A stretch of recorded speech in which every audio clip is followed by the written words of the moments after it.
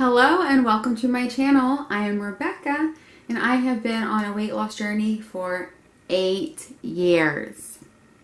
And I gotta tell you that half of the weight that I've lost happened in the first 7 years and the other half happened in the last 7 months. So today I have 5 things that you should not do during your weight loss journey. And I do not believe that you need to have a quick weight loss.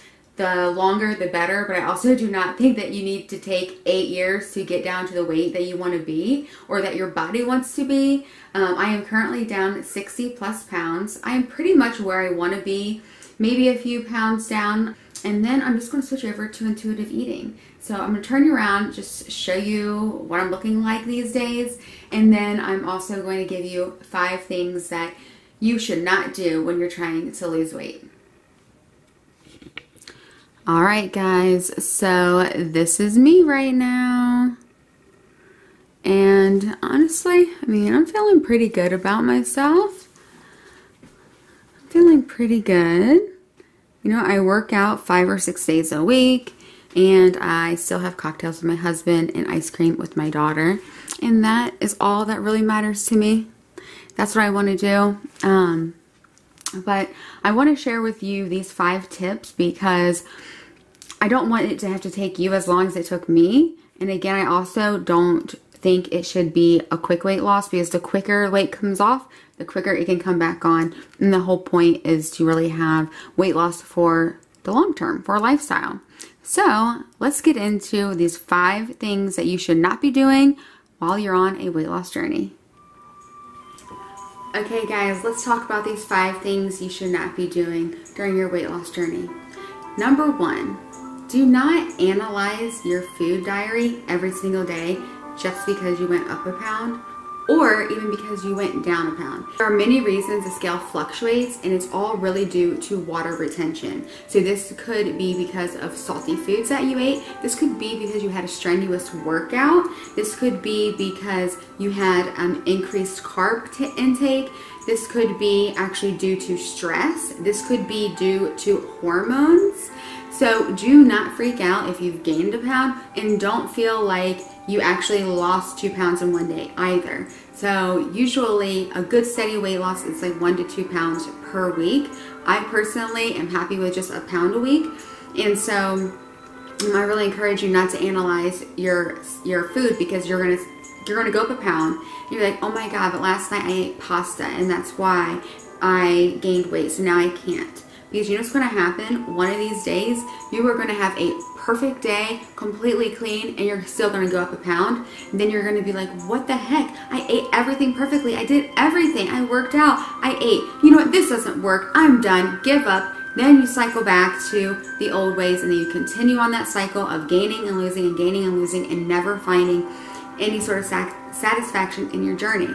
So I encourage you to stick to your program, give it a couple weeks, maybe even 3 weeks, and then kind of change things around. Do not be concerned about every single day. Although I do weigh myself every single day, more of a mental thing because I don't want the scale to roll me. So if I get on it every day and I have no emotion, good or bad, whether or not it goes up or down, I feel happy with that. And it's good to see like your weight fluctuates. That is normal. You're not going to have this linear decrease. And I'll actually try to input my chart here because I was keeping track since I started so I mentioned earlier how half of the weight that I've lost actually came for the last 7 months. So I've been tracking every day to really see. Okay, the second thing not to do during your weight loss journey is to actually go on a diet. Okay. The definition of diet is just a way of eating, okay? Going on a diet is usually restricting some sort of macronutrient, restricting your calories way too low, or going on some crazy thing where you just take a bunch of stuff out of your diet, which I do not recommend any of those. I recommend you actually eat the foods that you want to eat, because it will not be sustainable. Now, if you like more of a high-fat diet, keto could be the perfect type of nutrition plan for you. But if you like to have pasta and those are things that you don't think that you really could live without, then you can incorporate them into your daily food and just count them. So personally, what I've done is just stuck to like a 15 to 20% calorie deficit. So I am not going from, 2,000 calories that I need to maybe maintain down to 1,200. No, the most I want to take off would be 20% of that, which would be 400 calories. So at minimum, the calories I would intake would be 1,600. Personally, I do about 1,700 right now, and that's also because I work out. And do not use my numbers. I'll link a calculator below. You figure out what your maintenance calories are, and don't look at this chart about how much weight to lose per week. Just stick to a 15 to 20% deficit. So what you would do is you would multiply, say it comes out that your maintenance is 2,500 calories. Just go 2,500 times 0.8 and then 2,500 times 0.85, and whatever that is, just stay within that range every day, and you will see consistent weight loss. And this is something that you can actually sustain, because at the end of the night you might still go to bed a little bit hungry, but you're not going to be starving all day, and you're going to be able to incorporate the foods that you want. And during this process, yes, you're going to learn that maybe I can have some carrots instead of having some chips occasionally, but I still eat chips. I like chips. I probably have ate more junk food in the last 7 months than I ever did before, because I had this mindset that there was good food and there was bad food, and it's just not the case. And there's no reason to restrict yourself, because food is fuel, but you got to enjoy it, and you got to be able to do something that is sustainable. So do not go on a diet. Do eat the foods that you love within moderation. The third thing not to do during your weight loss journey is to become victim of a concept called moral licensing. And I learned this when I hired my coach, and I did hire a coach to help me with this weight loss. And again, I did not go on a diet. It was just someone there to teach me some new things that I didn't know, like moral licensing. Also to just encourage me and be there to just pat me on the butt, Sometimes I just need that, and it was really, really helpful. And I'll get to another point at the end, another reason why I joined her and what else she really helped me with. But anyhow, so moral licensing is basically when you have had weight loss, and this can actually apply to many areas in life. This can be success in your job, in your business, whatever it is. So you could have your lowest weigh in, and you're like, oh, I did it. Okay, great. Now, today I don't have to track because I'm so low. And then you kind of get in this mindset of oh, I don't need to do that. I'll just have this extra thing. Oh, I don't need to track that. Oh, I don't need to track that. And you forget how you actually got to where you are. And how you got to where you are is by being consistent in your daily habits. So that is a big thing. That's actually kind of what has triggered me in the past, where I've got self-sabotage. I've also been triggered before from the frustration of the scale going up and down, and being so frustrated about what's going on that I just kind of throw it out the window. So it could be two different things. Either you're having success, so then you throw out your systems, or you're having perceived failure, so you throw out your systems. So that was a big thing that I urge you not to do. It's okay to go outside of your calories, say maybe once a week. I don't know, to put that out there on average. Maybe more than that, it just kind of depends, okay? But it's not something that you want to do every day and then think, oh, I'm done. Because again, it's going to be a cycle where you're like, oh crap, after a week you actually gained weight, and then you're like, this isn't working. I'm done with this. Trust me, I did that the first 7 years. The fourth thing to not do during your weight loss journey is to worry about other people. And I'm not just talking about people on social media or other figures. I'm talking about even in your household. Okay? So if you're married and your husband is not on the same journey as you are, don't worry about it. You don't need to put him on any sort of program. He doesn't have to be doing the same thing you're doing. And this is what I was just talking about with my coach, that she helped me. She was that accountability partner that I needed, that I wasn't getting in my household. And it's not a bad thing. You don't have to be doing the same thing as your partner. You have two different lives, even if you are married and live in the same household. And I have learned ways to be able to actually make food that is satisfying for me and that he will like too. And now since then, to be honest with you, after 4 or 5 months of me being on this program, and by program I mean by me really deciding to have a real lifestyle, a real balanced lifestyle, not about just going completely clean eating, and not being I just eat whatever I want or other junk food. Because to be honest with you, I like to eat healthy food. I like the way it makes me feel. So I love healthy food. And even before, I was just eating too much of the healthy food or having too many drinks, which are calories. So anyhow, I just don't want you to worry about what's going on with the people around you. You do not have to be doing the same thing they're doing, and you can still have success even if people in your household aren't doing what you're doing, and it's okay if they're not, because guess what? They may get there. So my husband decided to actually go on a caloric deficit per my recommendation of 15 to 20% of his calories, like his maintenance calories, and he lost 20 pounds in a month and a half.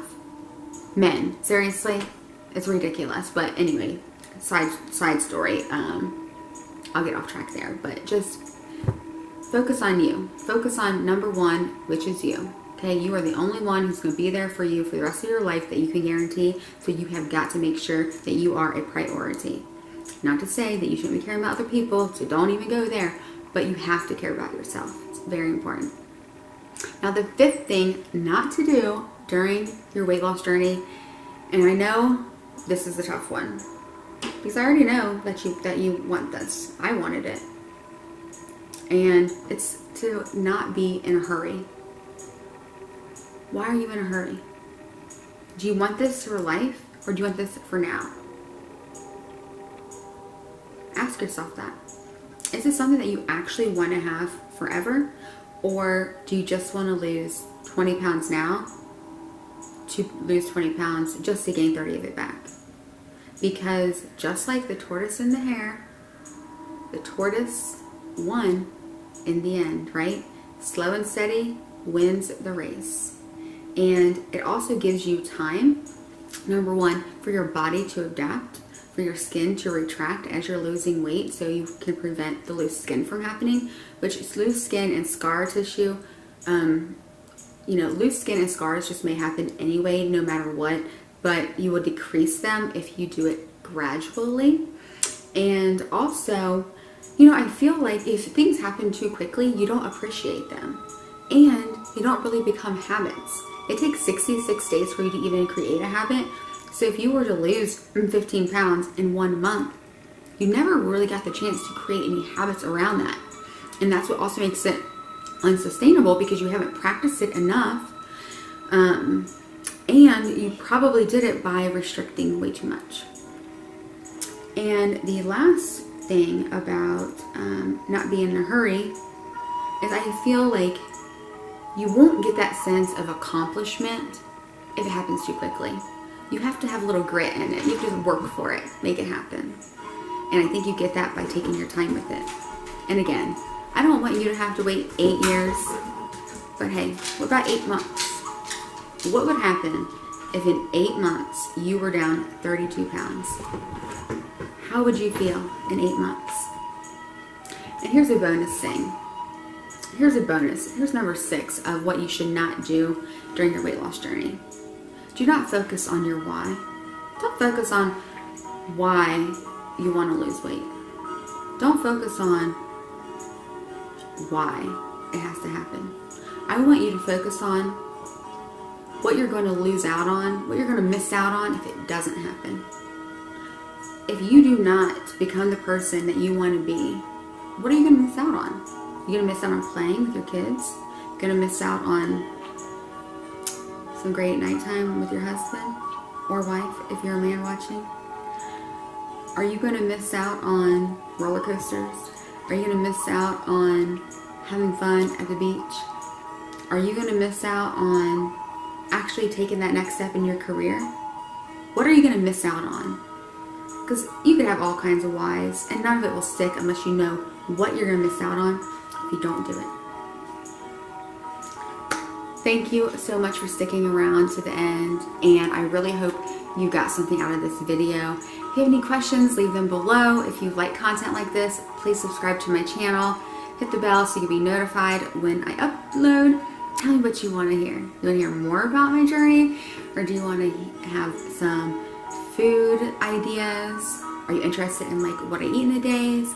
Are you interested in just learning more about the body? Tell me what you want to know, because I really want to share this. I struggled for so long to make this happen, and really going back, I actually had, this is the second time that I've actually had a big weight loss. The first time was when my husband and I first got together, our first year of marriage, or our first year of dating, and it's when I was actually in massage school and learning a lot about the body and how it worked, and learned that I was going to have a lifestyle. I'm not going on a diet because I had done that in the past for years before, even in high school. And so I changed my lifestyle to just have clean eating, you know, but having carbs still and having fat and having that. Never let myself have treats, so, you know, so it wasn't really a great balance there. But I will say I lost weight and I kept it off until I was, until I got pregnant. And, you know, I had went too clean, gained maybe 10 pounds back, you know, just like to be clear about that. I did eventually let myself have some treats, but, I maintained this weight loss for 7 years. I got pregnant, gained weight, lost a little, gained more, lost, we're not even gonna go there. If you're interested, I'll let you know. But basically, it's all about lifestyle. It's all about lifestyle. So I hope to see you in the next video. Have a great day. Take care of yourself. Please go do something for yourself. You know, go take a run, a walk, a bath, get a massage. Just go do something for yourself. You're worth it. Bye.